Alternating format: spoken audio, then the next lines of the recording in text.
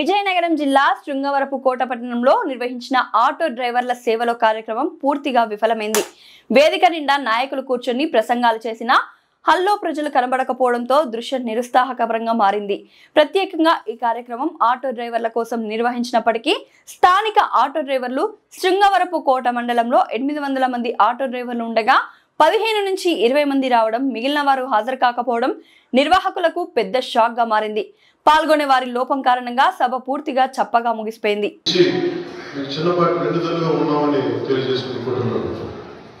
అలాగే ఎన్నికల ముందు నేను పిఠాపురం పర్యటనలో ఆటోలో ప్రయాణించినప్పుడు ఆ ఆటో డ్రైవర్ నాకు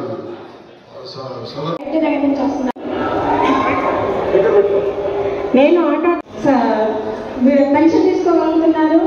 మేము మా కుటుంబంలో ఈ గత ప్రభుత్వం ఎన్నికల ముందు సార్ చెప్పిన పథకాలలో ప్రతి ఒక్క పథకం నేను ఆటో డ్రైవర్ తరఫున రాష్ట్ర తరఫున అందరికీ ధన్యవాదాలు తెలియజేసుకుంటున్నాను. గౌరీ చంద్రబాబు నాయుడు ధన్యవాదాలు చెప్తున్నాను. నా పిల్లలందరికీ ధన్యవాదాలు. శ్రీశక్తి కింద నేను మా పుట్టినకి నెలకి 2-3 సార్లు వెళ్ళి రాగలుగుతున్నాను.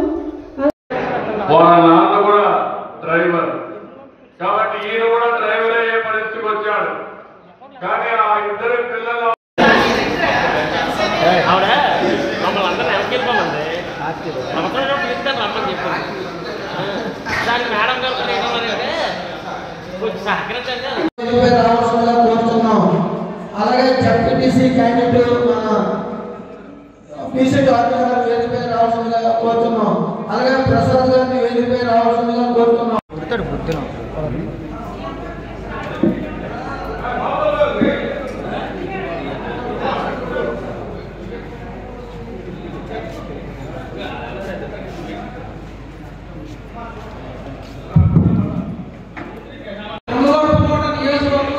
Special officer, special deputy collector ఈ మోడీ గారిని వేదిక మీదకి రావాల్సిందిగా సగర్వంగా కోరుతున్నామండి.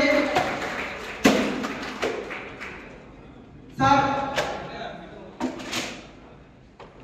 అలాగే మన సంఘవర్గం